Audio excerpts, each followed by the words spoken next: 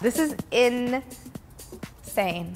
It is. It's what everyone says, crazy, insane. It was very organic, actually. I mean, I didn't decide that I was gonna completely fill a 9,000 square foot warehouse with 2,000 shoes. It just started off with a collection of a few hundred shoes that grew into a couple thousand shoes. And after I thought that the collection was thorough and comprehensive enough, I then went and bought all the toys and props to sort of like bring it all to life. Speaking of toys and props, let's go look at them now. Come on over here.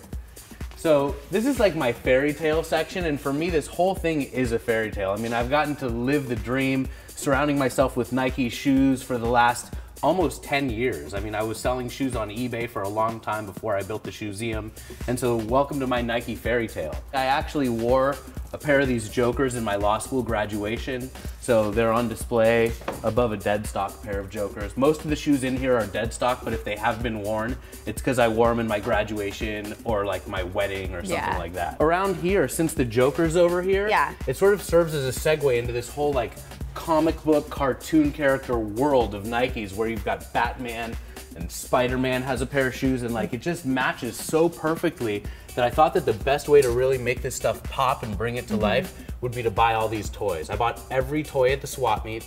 I spent less than $2,000 in total furnishing this place. And I didn't even know what I was looking for, but I'd see something like this, I'd be like, oh, that's spider web, and you know, it's someone's Halloween decoration or something. Oh, that's perfect with Spider-Man. And so that's really how this place happened. And all the toys came from swap meets, as you said. This whole, I mean, shoe collection business started in a swap meet, right? That's exactly why I did it. So my business got started at a swap meet. I ran into some dude that was selling a bunch of vintage Nikes. I bought them for 15 bucks a pop, and I sold them on eBay. The whole point of this area right here is really to draw people into this crazy world of shoes that maybe don't love shoes to begin with. But they have the nostalgia for all the props associated with the shoes. Exactly. This is like the cartoon character section. Homer and Marge Simpson. Of course. Quagmire. Giggity giggity for you. Love it. G.I. Joe, Transformers, Mr. and Mrs. Pac-Man. My nickname growing up was Cookie Monster because I like to eat cookies, So there you go. I think I'm reliving my childhood here. And that's what it's all about, is like going back in time through the shoes. These are the candy pack they came out with along with Halloween. I thought it would be fun to put them on display with all these M&Ms. This is one of my favorite props. So like if you look closely, the yellow, red, green, and blue, they're like all stoked because they have their own Nikes, but the orange one is super bummed. Sad. And look at these beat shoes.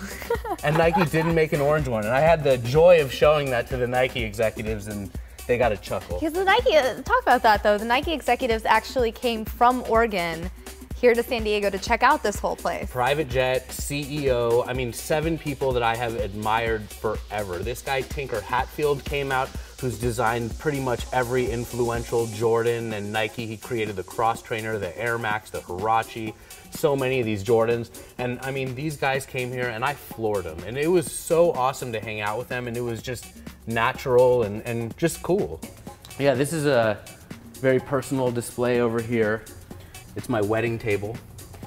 Got these Nike Dunks right over here that I wore with my tuxedo. All of my groomsmen wore them. We went to Beaverton on our honeymoon, and there's pictures from that over there. Wait a minute, did you go to Nike headquarters on your honeymoon? I mean, we also went to Costa Rica and stayed at the Four Seasons. Like, my wife had her own version of the honeymoon, but for me, it was like, Beaverton, boom, Oregon. cruising up the coast on the way to Mecca. That's, I was like, we're on our way.